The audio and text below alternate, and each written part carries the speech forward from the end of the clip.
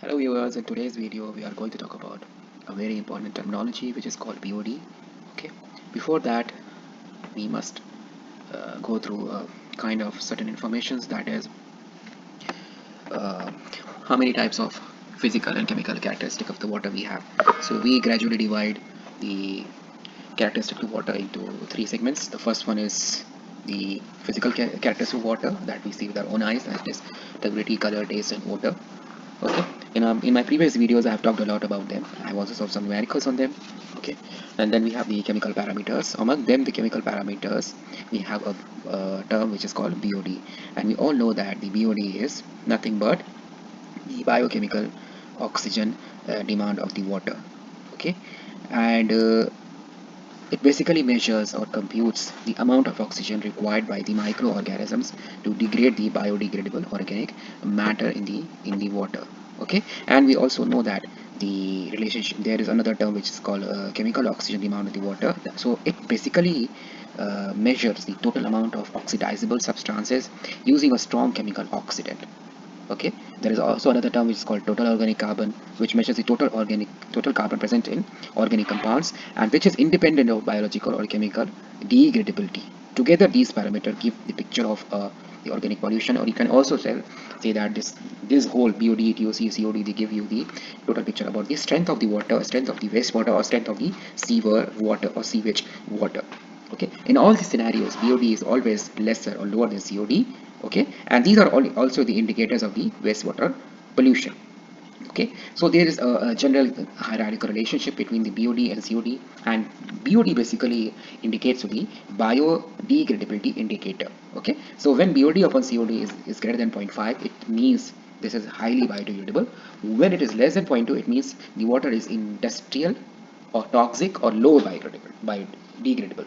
Okay, now when the TOC is more, it means the COD is also more, and TOC does not indicate the biodegradability, it indicates only carbon content. Okay, now let us go ahead and see, and also BOD will only measure the biodegradable organics, and COD will measure biodegradable plus non-biodegradable plus toxic plus refractory compounds. And microbes cannot degrade these toxic substances, complex industrial chemicals, certain polymer, resins.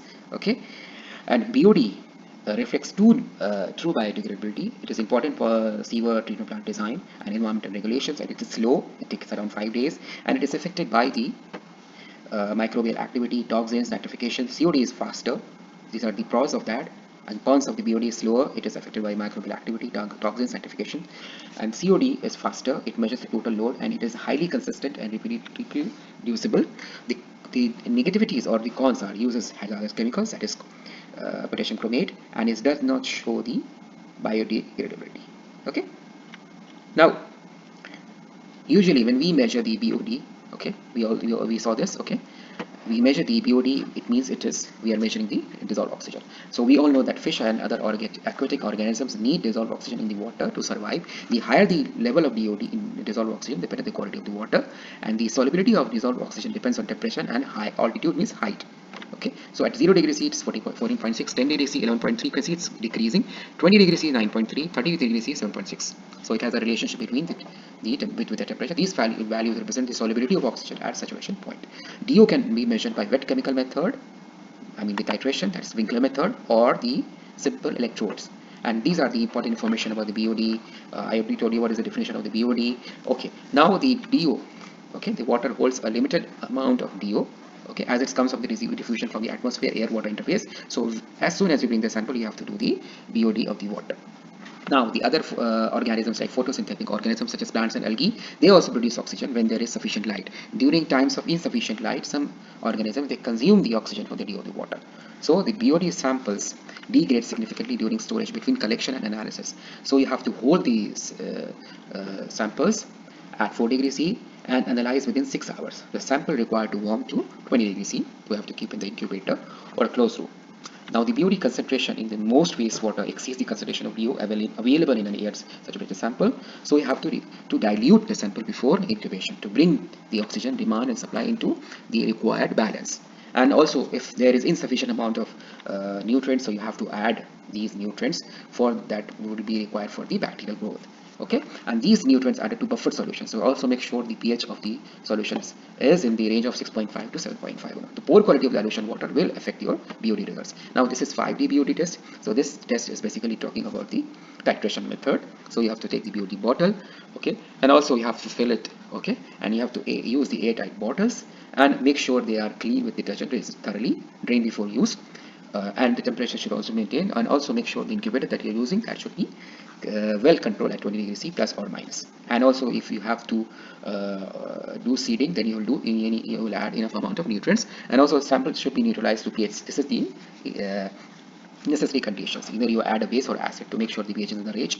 Also check the sample for the residual chlorine. If the residual chlorine is present, then dechlorinate. You have to remove the chlorine from the sample and can be destroyed, so you have to add sodium sulfite, and there should be no toxic substances present in the water. And this is about COD. Already we saw about the COD, what is COD, and COD and BOD are related. Okay, so you have to homogenize your sample. So we usually use the closed reflux colorimetric method. In BOD we use the oxytop or titration method. And then also make sure you have to turn the COD reactor. You have to preheat the COD reactor vessel that you use, and these are the ranges. These are low range, high range, and these are high range plus. And hold the vial at 45 degree C angle. Pipette 2 ml of the sample into the vial. Okay. Now in the COD, these are certain kind of procedures. How to do that? You have to replace the vial cap. Okay, the cap that you are using. Usually for the COD we use this kind of.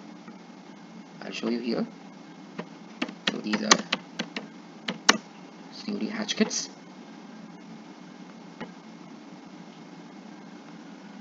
So these kind of kits we use for the, okay, make sure the caps you open up.